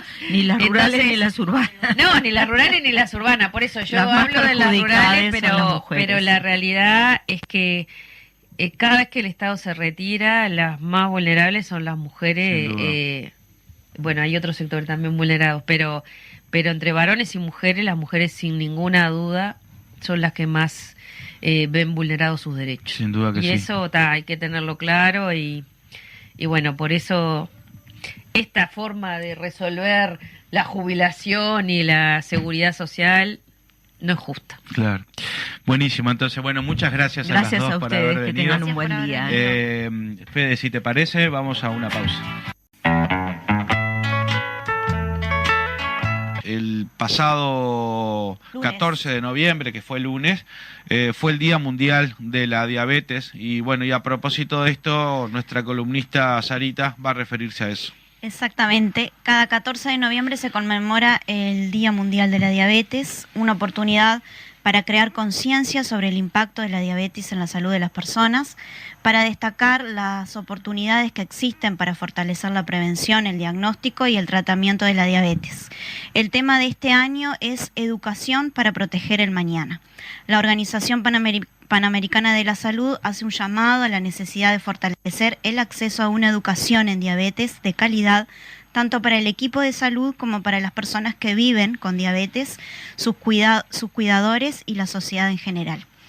Este año la Organización Panamericana de la Salud presentará el panorama de la diabetes en las Américas, un nuevo informe técnico que integra datos de varias fuentes sobre indicadores claves para la región, incluida la mortalidad por diabetes, su prevalencia y las respuestas nacionales a esta enfermedad. Aborda también problemas críticos de nuestro tiempo, como lo es la relación entre la diabetes y el COVID, la situación de la diabetes en las poblaciones indígenas y el acceso a la insulina a 100 años de su descubrimiento. El número de personas que viven con diabetes en el mundo aumentó de 108 millones a 420 millones en los últimos 30 años. 62 de estos millones están en la región de las Américas. Este número se ha más que triplicado en la región desde 1980 y podría ser aún mayor, ya que el 40% de las personas con diabetes desconocen su condición. La carga de enfermedad asociada a la diabetes es enorme y creciente. En solo 20 años la mortalidad por diabetes aumentó el 70% a nivel mundial. En la región de las Américas es la sexta causa principal de muerte y la séptima de años de vida perdidos prematuramente. En la región, la diabetes, incluyendo la enfermedad renal relacionada a la diabetes, causa al año la pérdida por muerte prematura de más de 8 millones de años de vida. Casi la mitad de las muertes prematuras en las Américas se debe a la diabetes. En solo 20 años, el número de años de vida ajustados por discapacidad debidos a la diabetes aumentó un 88%. Este aumento alcanza a 97% en los hombres. La diabetes está entre los 5 principales factores de riesgo relacionada con la salud para la tuberculosis. La diabetes es la principal causa de ceguera en las personas de 40 a 74 años. La depresión es 2 veces más frecuente en personas con diabetes en aquellas que no la tienen. El estrés y la ansiedad que produce vivir con diabetes repercuten negativamente en la evolución de la enfermedad debido a un autocuidado insuficiente, a la falta de adherencia al tratamiento y a episodios de hipo o hiperglicemia. Las personas que viven con diabetes tienen hasta 3 veces más riesgo de fallecer por enfermedades cardiovasculares, renales o cáncer. Las personas que viven con diabetes tienen el doble de riesgo de desarrollar un cuadro severo y de fallecer por causas de COVID. Mantener los niveles de glucosa en sangre bien controlados disminuye el riesgo de enfermar gravemente o de tener riesgo de vida. Las personas que viven con diabetes enfrentan diferentes barreras para acceder a los cuidados de la salud. El tratamiento para la diabetes y de sus complicaciones puede ser costoso y muchas veces requiere un elevado gasto. La insulina es crucial para mantener la vida de las personas con diabetes tipo 1 y de muchos con diabetes tipo 2. En muchos países, los cuidados para la diabetes no son tan incluidos en la cobertura universal de la salud. Hay brechas entre los servicios de atención primaria de salud y también en el acceso a los otros niveles de atención. Detener el aumento de la diabetes es posible y va de la mano de implementar estrategias, como por ejemplo la prevención de la diabetes y de sus factores de riesgo, especialmente el sobrepeso, la obesidad y actividad física insuficiente, el tamizaje de la diabetes en población general y el seguimiento estrecho de la población de riesgo, mejorar la capacidad diagnóstica de los servicios de salud para la diabetes, el monitoreo continuo de las personas que viven con diabetes, mejorar la capacidad de derivación y de atención en el nivel secundario de atención de salud, el acceso a una educación en diabetes de calidad que garantice una adecuada capacitación del equipo de salud y también de las personas que viven con diabetes, su círculo más cercano, sus cuidadores y la sociedad en general. El acceso a medicamentos y tecnologías esenciales para la diabetes, incluyendo la insulina, los sistemas de información para la recopilación de datos para monitoreo y vigilancia de la diabetes.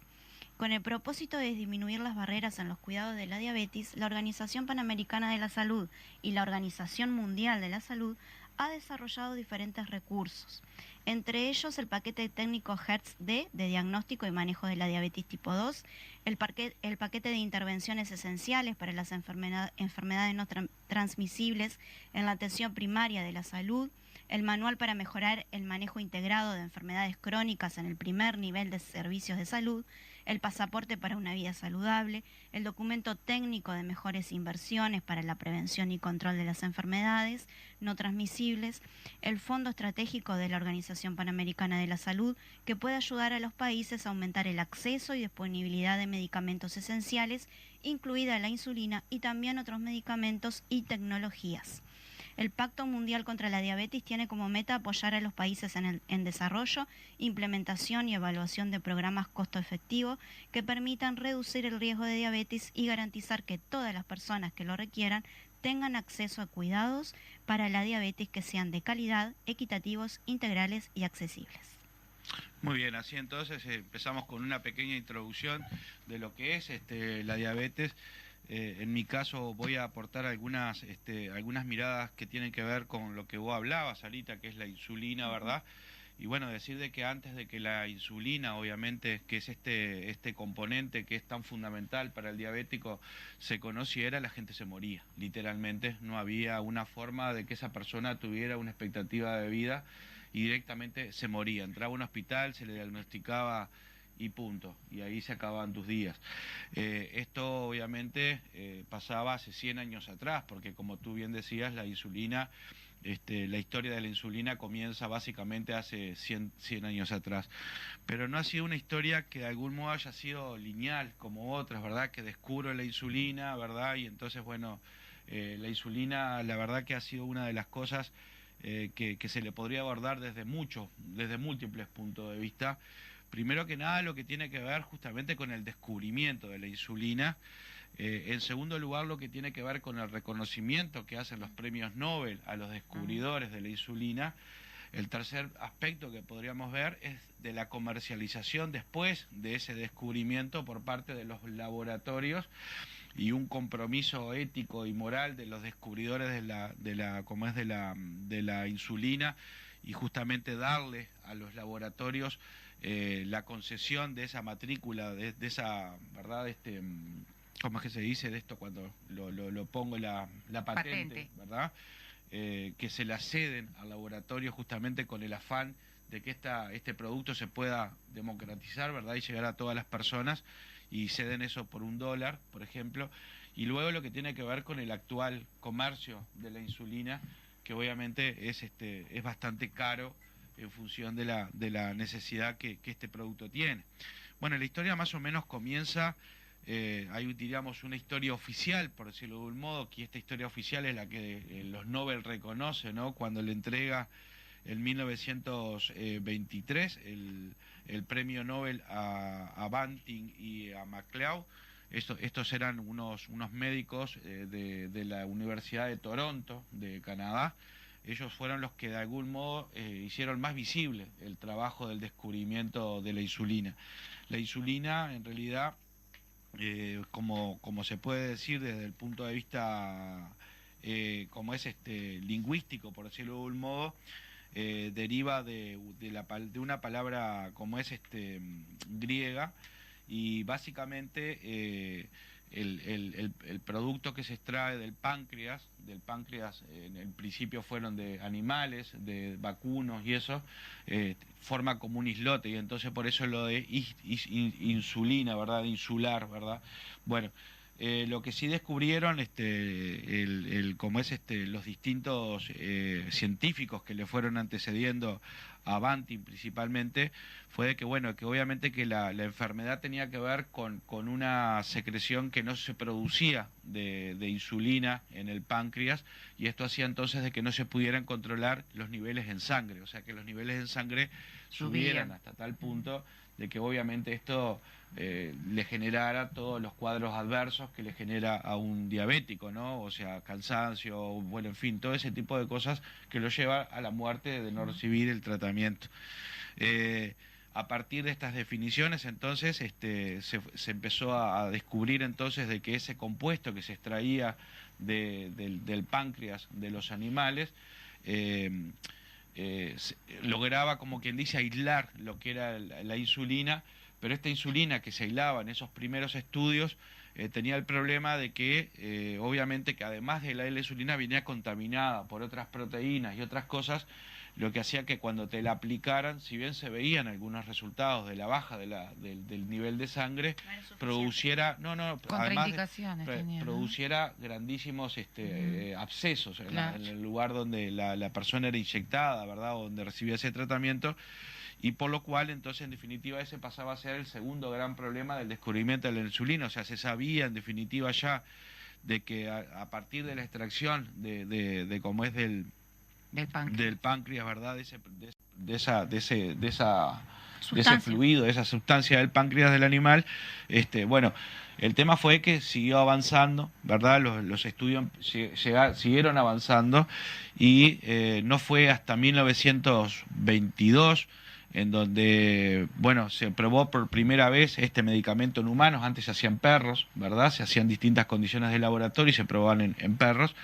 Cuando recibe un jovencito de 14 años que llega a un hospital, y bueno, y entonces ahí este producto que ya se había desarrollado, que era un compuesto que lo estaba haciendo Frederick Banting y su colaborador que fue Charles Best, estos son los dos realmente, diríamos, científicos que se ocuparon de esto, bueno, propinaron ese medicamento en Leonard Thompson, un jovencito de 14 años, como decía, cuyo cuestión clínica era que ya estaba crítica. Ya estaba, o sea, no tenía futuro, ¿no? Desahuciado. Bueno, le ponen, le inyectan este componente, no se logran verdaderos como resultados, inclusive lo que se logra es ese absceso que se decía, ¿verdad? Por lo que estos dos científicos dicen de que bueno, no se lograron los resultados esperados, y el experimento como que quedaba colgado, se decide no aplicar de vuelta en seres humanos. Esto fue 2 semanas antes de lo que va a ser el verdadero comienzo de la insulina, cuando el científico McCollin, creo que es, ya le voy a decir exactamente el nombre, Collip va a darse cuenta que en definitiva, utilizando alcohol en una cantidad adecuada, lograba entonces que el aislamiento de la insulina fuera puro, o sea, quedara sin ningún tipo de contaminantes, que básicamente son proteínas, que además ya vienen mezcladas con esa extracción de esa insulina, ¿no? Entonces Collip logra dar un producto puro, y se le vuelve a aplicar a este jovencito Thompson a los 14 años, y la mejora fue inmediata. Desde ese momento entonces es cuando se puede decir de que la insulina tenía las condiciones clínicas para poder ser usada. El tema fue, obviamente, que este descubrimiento fue generando la circunstancia de, bueno, ¿qué hacemos con esto ahora, no? La cuestión es que, bueno, la Universidad de Toronto va a hacer un acuerdo con lo que hoy es una de las principales fabricantes de la insulina, como es ya le voy a decir exactamente el nombre, Eli Lilly, que es un laboratorio, una farmacéutica que se encargó entonces, mediante acuerdo con la Universidad de Toronto, de producir esto. El acuerdo que llevó a la Universidad de Toronto a cederle a Lilly, como es la patente que en realidad obtuvieron en 1923, fue de que, bueno, ellos decían de que los imitadores podían producir insulina de mala calidad, o en fin, entonces ellos lo que se querían asegurar era la calidad de la insulina y ceden todos sus derechos de patente, que lo tenía la Universidad de Toronto, a este laboratorio por una módica suma de $3, una por cada uno de los científicos que trabajó, con el compromiso entonces de que el laboratorio se ocupara de la elaboración de la insulina. Esto generó también, obviamente, que en 1923, como le decía, se le reconociera el trabajo científico a este equipo de la Universidad de Toronto y le dieran el premio Nobel, pero se lo dan solamente a Banting y a MacLeod. MacLeod era el jefe del departamento de esta gente, y Banting era el principal, diríamos, científico. Pero Banting se apoyó muchísimo en lo que iba a ser este otro científico, que ya le dije el nombre, que era... el otro. Bueno, en fin, ya se me va a acordar. La cuestión es que Best, Banting y Best fue el equipo, diríamos, que más trabajó en esto. La cuestión que se le da entonces a MacLeod y a Banting, y queda fuera Best y queda fuera Collins, en realidad, de la entrega. Esto es lo que generó durante la historia múltiples roces, porque claro, le dieron el premio y estos quedaban como, bueno, nosotros también descubrimos la cuestión, ¿no? O sea, sin el aporte de Collins y sin el aporte de Best, ninguno hubiese terminado el trabajo. O sea, que en realidad se consideró muy injusto la medida. Pero no solamente esto, sino que esto es la historia oficial, como le decía, porque hay una historia anterior de descubrimiento de la insulina que ya se había hecho, por ejemplo, que fue en el caso de, como es, el científico Schweitzer, que él ya había hecho todos estos descubrimientos, o sea que sabía que con ese líquido pancreático que se obtenía, entonces bajaban las cuestiones. La cuestión es que este científico hasta logra patentar eso, en 1917 por ahí más o menos, o 1909 recibe la patente de este descubrimiento, y la Primera Guerra Mundial le impidió a este hombre seguir avanzando con los estudios. Él llegó al mismo problema, que era que a partir del descubrimiento de la insulina, aplicar la insulina lo que generaba como adverso era muchos vómitos, mucha fiebre, y además absceso, ¿verdad? Hasta ahí pudo llegar Schweitzer, pero no fue Schweitzer en realidad el que terminó con o sea, el que salió a decir de que él también necesitaba ser considerado como Nobel, porque en realidad el que lo había descubierto todo este procedimiento era él, sino que también salió el rumano Paulescu, porque ya en 1921 él ya tenía todo completo lo que era la cuestión de la insulina, o sea, ya todo... ¿Cuánta gente implicada en esta él ya había historia? descubierto todo, ¿no? Era rumano, pero lo que pasa que este señor Paulescu no era muy amigo de la democracia y era muy antisemita, tuvo que ver mucho con la política del Holocausto en Rumania, y bueno, por muchas razones, como que esa historia le oscureció todo el trabajo científico que el tipo realmente había desarrollado, y mucho antes. Ya en 1921, cuando estos señores, Banting y el otro, como es Best, empezaron a trabajar en sus estudios, el tipo ya estaba publicando los resultados, cosa que estos se hicieron la vista gorda y dijeron acá no pasa nada, y siguieron para adelante. Bueno, la cuestión es entonces que en definitiva esto es el cimiento de lo que es el descubrimiento de la insulina, y bueno, y empieza entonces la etapa del lucro, ¿no? O sea, se pasa a ese laboratorio Lilly. El laboratorio Lilly lo que hace en definitiva es avanzar en cuanto al mejoramiento de la insulina, en cuanto la vuelve absolutamente, diríamos, logra en condiciones seguras, obviamente, el producto, pero para poder hacerlo a gran escala, ¿no? Esto seguía siendo todavía insulina de extracción animal. Fue hasta 1978 cuando en realidad se descubre la insulina humana, ¿verdad? En donde el producto entonces ya pasa a ser, claro, era como mal visto el producto, no daba como cierta cosa, como de un animal. Bueno, de este punto de vista entonces ya en 1978 la insulina se vuelve un producto humano, y a partir de ahí empieza todo el negocio enorme de los laboratorios. ¿Qué dice el Informe Nacional Mundial de la Salud? Para que vean ustedes que esto fue una cosa que no nació así tan derecho, ¿no? Que involucró egos, que involucró traiciones, que involucró el uso siempre desmedido del deseo de ganar dinero de los laboratorios. Pero lo que dice el informe de la Organización Mundial de la Salud, justamente el informe que se elaboró el año pasado, cuando se conmemoraban los 100 años del descubrimiento de la insulina, es de que dice que los científicos que descubrieron la insulina hace 100 años se negaron a beneficiarse de su descubrimiento y vendieron la patente por $1. Esto lo decía el director general de la OMS. Desafortunadamente, ese gesto de solidaridad ha sido superado por un negocio multimillonario que ha creado grandes brechas de acceso. Y ahí está el problema, porque 1 de cada 2 pacientes puede acceder a la insulina, para que más o menos se hagan una idea.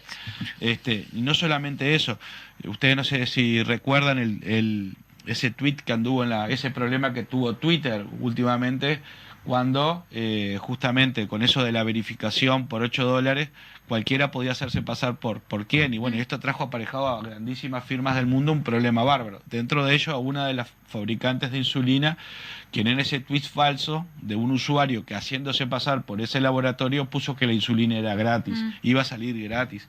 Bueno, la cuestión es que obviamente esto le generó grandísimos problemas económicos a esa firma, pero también salió un senador demócrata estadounidense a recordarle a este laboratorio de que la patente de la insulina se la habían vendido por $1 justamente con la esperanza de que todo el mundo que necesitara ese producto lo pudiera tener, y no se explicaba cómo este producto ahora ya cotizaba 1.200% más, lo que lleva a un precio realmente carísimo de cuando la producción es de $10 más o menos de una dosis de insulina. O sea, el lucro que hoy está trayendo la insulina para estos laboratorios es infinito. Y no solamente eso, sino o lo que ya conocemos en torno a lo que es nuestro mundo capitalista, ¿no?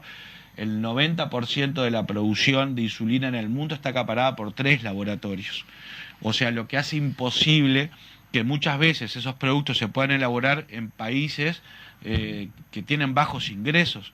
Entonces, la distribución o sea, más o menos para que se hagan una idea de usted, el 40% como es de los ingresos de venta de insulina pertenecen por fuera de lo que es Estados Unidos. O sea, que ustedes imagínense que cuánta gente no accede a la insulina, y esto queda reflejado justamente en esta cifra, ¿no? O sea, lo que dice entonces en definitiva este informe, y con esto queremos redondear, porque en realidad lo que queremos traer es la discusión eterna, ¿no? Como nos pasó con las vacunas del COVID. O sea, hasta qué punto la humanidad realmente es libre de sí misma cuando en su forma de organizarse acepta que haya empresas como las farmacéuticas que en el nombre de la producción acaparan y se llenan de ganancias enormes. Con la salud de las Y lo personas. que termina pasando es que el que no pueda pagar eso, ¿verdad? Como es se muere. Bueno, esto pasó y pasa porque hay muchos estados en el mundo pobres que no pueden tener políticas de salud pública que le permitan acceder a la insulina a toda esa gente, por lo que se vuelve realmente una tragedia. O sea, una de las consecuencias principales es que imagínese que si usted gana 40.000 pesos ahorita y tiene que gastar $1.000 de insulina, ¿cuánto le queda para vivir usted? O si elige morirse o morirse de hambre, o no sé.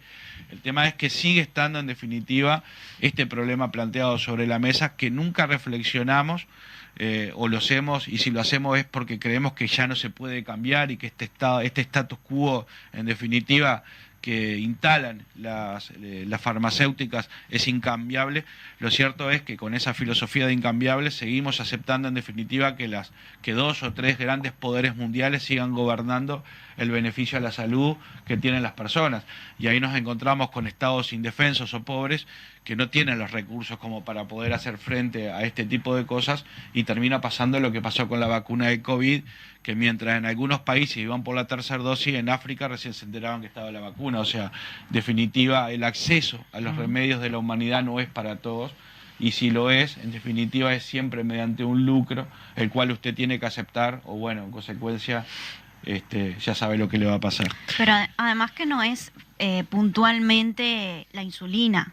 Si la jeringa. Claro, si dependes de la insulina, también eso tiene otros elementos a tener en cuenta, como por ejemplo para los niños es muy importante depender de una bomba de insulina, Sí. que también eso viene relacionado con la capacidad que tienen los estados de tener Poder tecnología, proveerlo, de poder acceder a esos elementos de la tecnología que ayudan a la calidad de vida del paciente y también en qué entorno está ese paciente. La verdad que factores. yo creo que todos en nuestro mundo cotidiano tenemos un conocido que tiene como es diabetes. Inclusive yo he tenido la desgracia de conocer personas que han fallecido, ¿verdad? Después de largos tratamientos de insulina.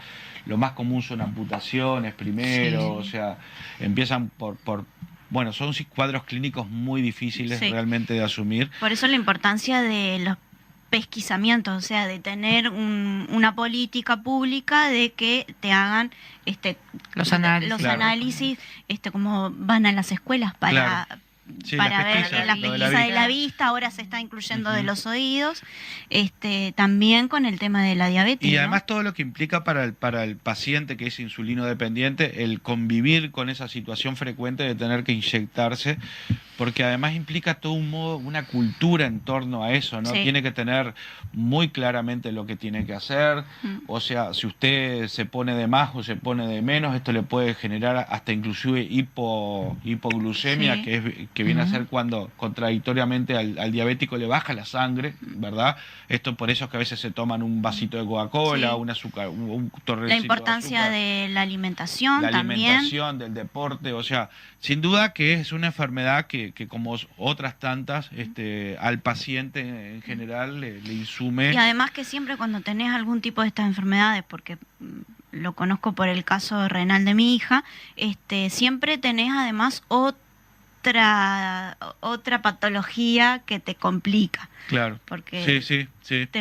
también te puede influir en la parte renal, en la parte cardiovascular. Sin duda que sí. Los cuidados son máximos. Bueno, de esta manera entonces adherimos a ese Día Mundial de la Diabetes y bueno, quisimos hacerlo de una perspectiva no solamente del punto de vista de la información médica, sino además también reflexionar en torno a esto que le decíamos que es el acceso a la salud en estos sistemas que si no tenés para pagar, te morís. Y esto está pasando inclusive hasta en nuestro país, cuando muchas veces golpeamos la puerta de la farmacia y nos dicen de que ese medicamento no está. Y bueno.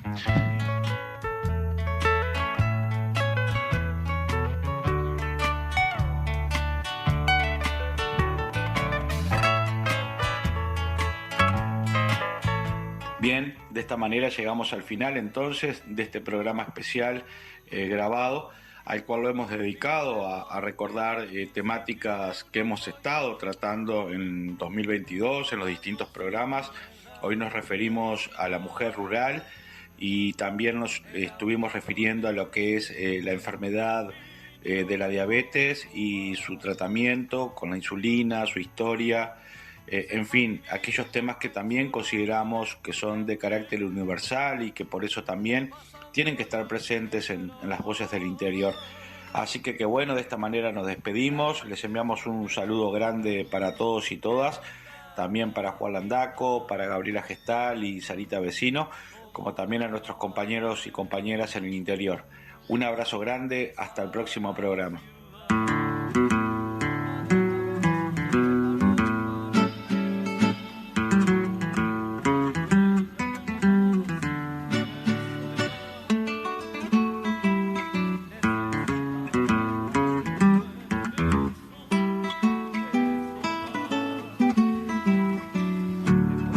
Crece desde el pie, musiquita, crece desde el pie. 1, 2 y 3, derechita, crece desde el pie. Crece la pared, por hiladas, crece la pared.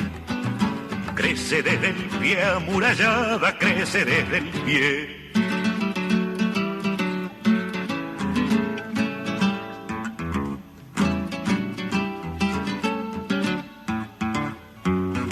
Crece desde el pie, musiquita, crece desde el pie. 1, 2 y 3, derechita, crece desde el pie. Crece la pared, por hilada, crece la pared. crece desde el pie, amurallada crece desde el pie. Dentro de su lata la mata crece desde el pie. Crece desde el pie, la fogata crece desde el pie.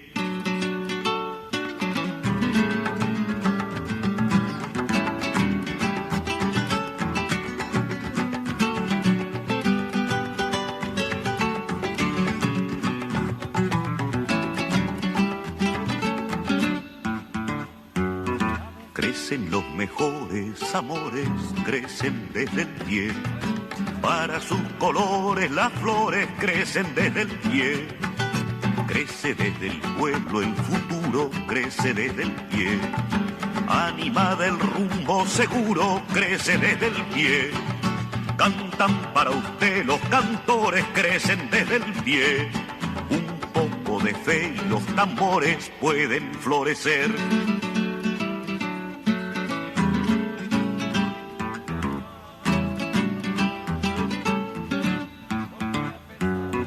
Crece desde el pie la mañana, crece desde el pie. El sonido de la campana crece desde el pie. Crece desde el pie la semana, crece desde el pie. No hay revoluciones tempranas, crecen desde el pie. No olvides que el día y la hora crecen desde el pie. Después de la noche la aurora crece desde el pie.